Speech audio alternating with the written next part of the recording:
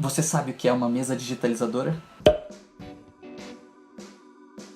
Mesa digitalizadora é uma ferramenta, assim como um mouse ou um tablet. Intuitivamente, a primeira coisa que você faz quando você pega uma mesa digitalizadora é tentar usar ela como um mouse, como um sistema de rolagem, porque o que você tem é como se fosse um iPad gigante. Para chegar do ponto A até o ponto B, você tenta arrastar o seu dedo do ponto A até o ponto B, mas ela funciona mais como um tablet do que um mouse, até porque o nome dela é Drawing Tablet, então tablet de desenho vai funcionar bem mais como um tablet. Então, ao invés de arrastar do ponto A até o ponto B para você chegar de um lugar ao outro, você simplesmente está no ponto A, você clica no ponto B e vai direto para o ponto B, como se fosse um tablet mesmo. A diferença é que você não tá vendo o que está acontecendo. Você tem esse mousepad gigante em que você mexe nele e aparece na tela. Só que ele vai responder como um tablet. As mesas são utilizadas para desenho, escrita, assinatura, edição de foto, vídeo e até modelagem 3D. E elas não passam de uma ferramenta, então não adianta querer que seu desenho melhore ou que sua edição melhore por causa dela. Ela vai facilitar muitos dos processos, mas não vai fazer nenhuma mágica. Pelo que eu vi, acho que dá para separar elas em 3 categorias: Pen Tablets, Pen Displays e Smart Pads. As Pen Tablets, que são as mais comuns e mais baratas também, são as que você tem esse grande mousepad, como eu falei, essa grande área de trabalho, e o que você faz na sua mesa aparece na tela do seu computador e não aparece na sua mesa. Já as Pen Displays, que são bem mais caras que as Pen Tablets, elas vão aparecer, tudo que você faz na mesa aparece direto na mesa, então a mesa tem uma tela já, é como se fosse um tablet mesmo. O iPad Pro vai entrar como Pen Display também. E a última categoria são os Smart Pads, eles funcionam de uma forma diferente, onde você coloca o papel em cima da sua mesa e desenha em cima desse papel como você desenharia normalmente, ou utilizaria o papel normalmente, e tudo que for feito naquele papel vai ser reconhecido pela mesa e digitalizado, passado para o computador. As duas principais marcas de mesas digitalizadoras são a Wacom e a Huion, que são basicamente equivalentes a Apple e a Xiaomi. Eu cheguei a usar um pouco de uma mesa da Wacom também, além da Huion, que eu fiz um unboxing essa semana, vou deixar aqui no card para vocês verem. Agora, o que considerar antes de comprar uma mesa digitalizadora? Primeiramente, os preços. Eles variam muito, de 300 a mais de R$2.000. Eu vou falar principalmente das Pen Tablets, que foram as que eu usei, não cheguei a usar nenhuma Pen Display ou Smart Pad. Da marca Wacom, você encontra aqui no Brasil os modelos mais básicos em torno de R$300, às vezes um pouco menos se você for olhar entre as usadas, e elas vão até cerca de R$1.000 e tantos dentro dos modelos maiores e com mais funções. Enquanto que para a Huion eu não encontrei muitas lojas vendendo aqui no Brasil, mas a que eu paguei, que a equivalente da Wacom estaria cerca de R$1.000 aqui no Brasil, eu paguei cerca de R$300, tendo ela importada da China. Depois do preço, acho que vale considerar as canetas. A maioria das canetas hoje já é sem fio, mas ainda existem algumas com fio, então veja se antes de você comprar se é uma caneta com fio ou sem fio. Elas vão funcionar semelhante ao touch com relação à mesa, só que são canetas de plástico normalmente e com pontas de plástico também. A do iPad Pro que vai ser diferente, que ela tem uma ponta que, além de poder inclinar e desenhar pela lateral, ela é uma ponta maleável. Então a do iPad Pro é bem diferente do que se tem normalmente para desenho nas mesas digitalizadoras. A maioria das canetas das Pen Tablets vem com 2 botões configuráveis. No caso da caneta que eu usei da Wacom, além dos 2 botões, ela ainda tinha na ponta oposta, ela tinha o equivalente a uma borracha, que se você estivesse usando a caneta para desenhar, era só você virar ela para usar como borracha.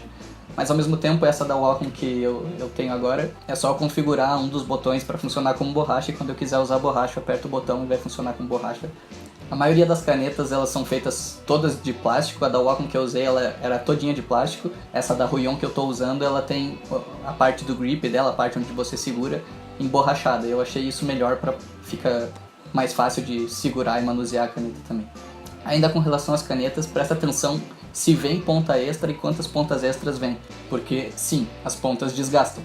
Afinal, alguma coisa tinha que desgastar. Ou desgastava a ponta da caneta, ou desgastava o seu tablet.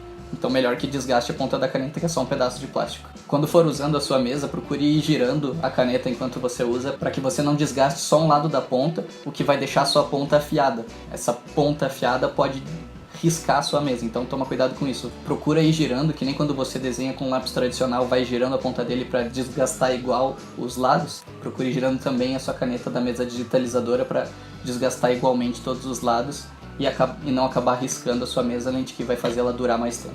Uma coisa que você tem que prestar atenção também é o tamanho da mesa.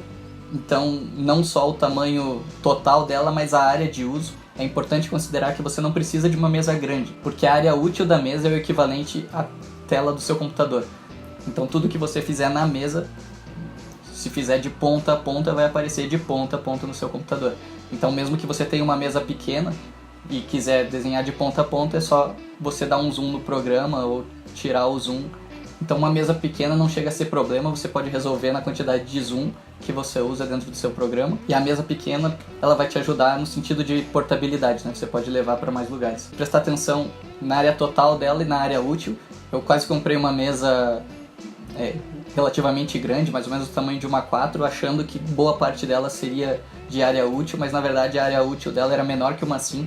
Então, veja quanto é a área total e quanto é a área útil da sua mesa. Pode ser que a área útil dela não seja equivalente ao tamanho todo que ela aparenta ter. E você tem que lembrar que a área útil pode ser modificada, então no caso de mesa grande você pode reduzir até a área útil, e algumas pessoas, por exemplo, se incomodam com o fato de, por a mesa ter uma certa espessura, e quando você for desenhar, a sua mão ficar com um certo desnível. Então alguns reduzem o tamanho da área útil para poder, quando for desenhar na ponta da tela ou selecionar alguma coisa na ponta da tela, ter a mão no mesmo nível do que a mesa digitalizadora. Com relação à mesa especificamente, vale ver quantos botões ela tem. A maioria das mesas da Wacom, pelo que eu vi, elas têm cerca de 4 botões, além dos 2 botões configuráveis da caneta. E essa mesa da Huion que eu comprei, ela tem 12 botões físicos, mais 16 botões soft, além dos 2 botões configuráveis da caneta. No começo eu até achei que não fosse usar tanto botão, mas acabo usando bastante função nesses botões configuráveis. Eu uso direto Zoom In, Zoom Out, Pan, Ctrl Z, escolha de cor, aumentar o tamanho do pincel e diminuir o tamanho do pincel. Então só aí já foram 7 comandos, que eu posso fazer tudo no teclado, mas se eu quiser eu posso deixar tudo configurado para realizar todas essas funções nos botões da mesa, enquanto na maioria dos casos da Wacom não seria possível. Mas usar pelo teclado também não seria um problema. Por isso tem que ver quais seriam suas preferências. Eu recomendo que antes de comprar sua mesa, se possível, veja se consegue usar a mesa de alguém ou pegue emprestada. Na faculdade que eu estudava tinha um sistema para aluguel dessas mesas no setor de design. Dá uma olhada no que você consegue para testar a mesa antes de comprar a sua. Tem um artista, inclusive, que eu vi que ele colocou uma chapa de vidro, como se fosse uma película de vidro protetora de celular, assim, um vidro bem fino em cima da mesa dele inteira. Então ele nem usa os botões da mesa, ele acabou inutilizando os botões da mesa, mas isso para conseguir uma textura em que a caneta corresse melhor em cima da mesa dele. Com relação à textura, alguns tablets da Wacom têm um grid pontilhado na mesa, até para dar uma certa textura e ajudar na hora de fazer formas geométricas. Então se você tem um grid é mais fácil você desenhar um quadrado, um círculo e tal. Mas ao mesmo tempo essa textura desgasta um pouco mais a sua caneta, apesar de que ela vai também ficar mais semelhante ao uso de um papel devido ao fato de haver alguma textura. Essa da Huion que eu comprei, ela tem uma textura de um plástico bem liso, e tem o caso da pessoa que colocou vidro em cima da mesa, que vai ficar ainda mais liso. Ainda com relação à mesa, algumas mesas têm função touch. A da Wacom que eu usei tinha função touch, e isso deixava algumas coisas bem mais intuitivas. Então para você dar zoom, tipo zoom in, zoom out e girar a tela, era tudo que nem você faz num celular ou num tablet. Isso ajudava um pouco. Mas também, enquanto isso ajudava em alguns momentos, enquanto eu estava desenhando com a caneta e esbarrava com a mão na mesa, a tela acabava girando sem querer, então eu acabava deixando essa função de touch muitas vezes desligada. Então depende do seu uso, inclusive por causa dessa questão na mão no tablet, algumas pessoas chegam a usar luva, não só por causa do touch, mas também para não suar e a mão fluir melhor. Vai depender de como você prefere. Leve em conta que se você for procurar uma mesa com touch, o touch vai encarecer o preço da sua mesa, né? Porque é uma função a mais e uma tecnologia a mais nela. E essas luvas que eu comentei não são luvas muito normais, assim, uma luva diferente que ela só pega esses últimos 2 dedos e protege a palma aqui, que é a parte onde estaria tocando na mesa. A maioria das mesas acho que ainda funciona por cabo, de você plugar um micro USB e ligar no USB do seu computador. E é bom você ver se o cabo da mesa que você for comprar, ele sai para cima ao invés de pro lado. Tipo, ao invés do USB sair reto assim, ele sai e já faz uma curva. Porque se ele fizer essa curva, fica melhor para você apoiar a mão esquerda na hora de desenhar, você não precisa se preocupar com o fio embaixo ou em cima da sua mão.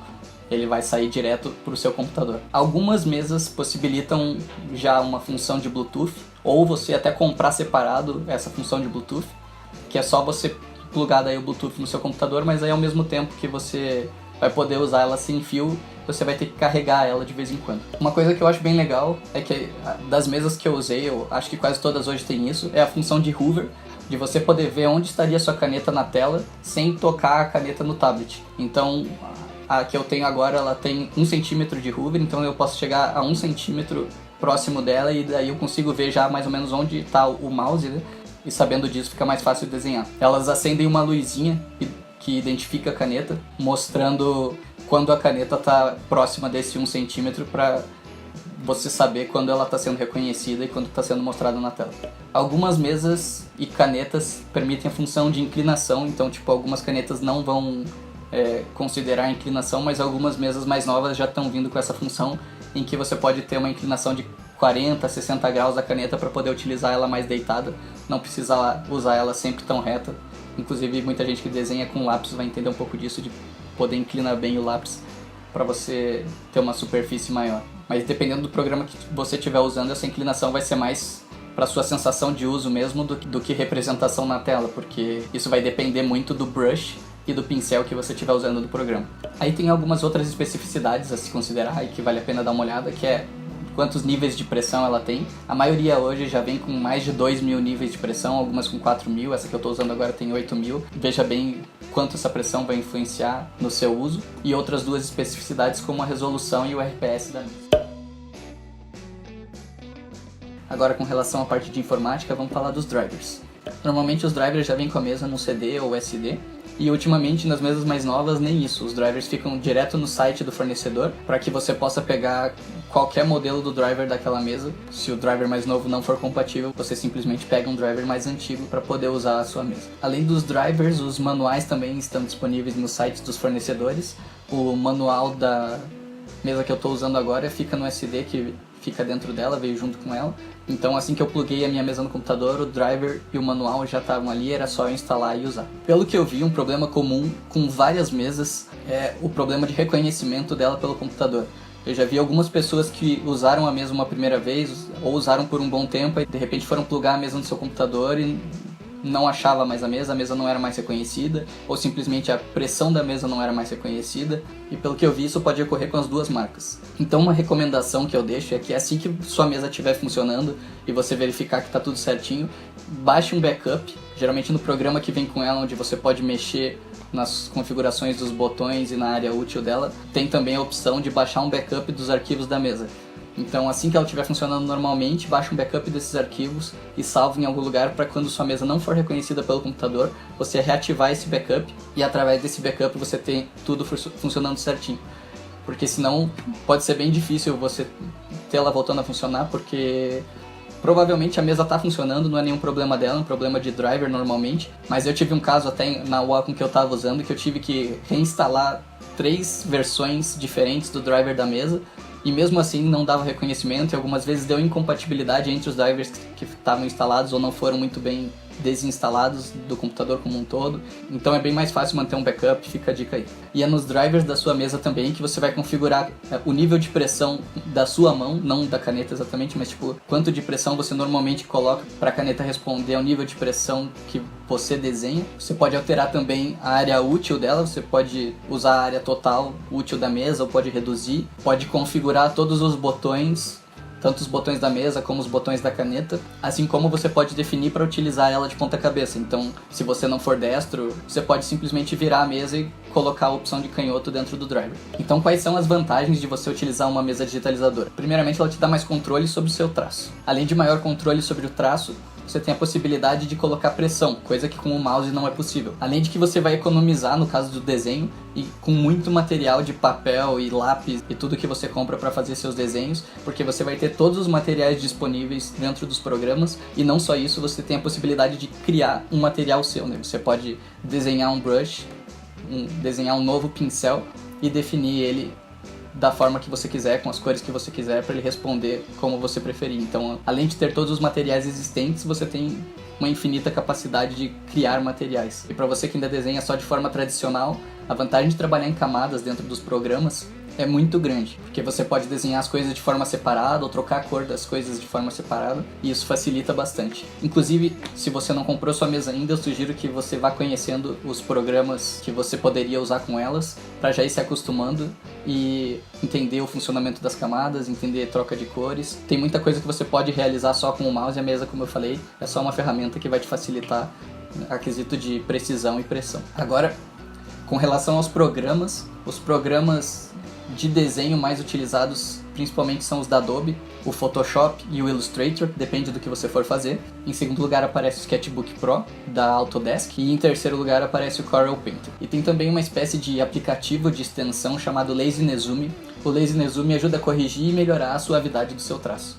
Esses são os principais programas pagos utilizados. Dos programas gratuitos, o que eu mais vejo sendo utilizado é o Krita, que é o que eu estou usando agora. Em segundo lugar tem o GIMP, que ele procura fazer a maioria das coisas que o Photoshop faz. E em terceiro lugar, o Fire Alpaca. Tem outras opções também, veja de acordo com o seu uso o que você quer fazer. Para quem quiser fazer modelagem, por exemplo, tem a opção do Blender também. O Blender, que é um programa gratuito de modelagem. É isso aí, espero ter te ajudado. Se você gostou, por favor, deixa seu like, se inscreve no canal, acesse o nosso site desenhodozero.com.br e qualquer dúvida comenta aí que eu vou tentar te ajudar. Até mais.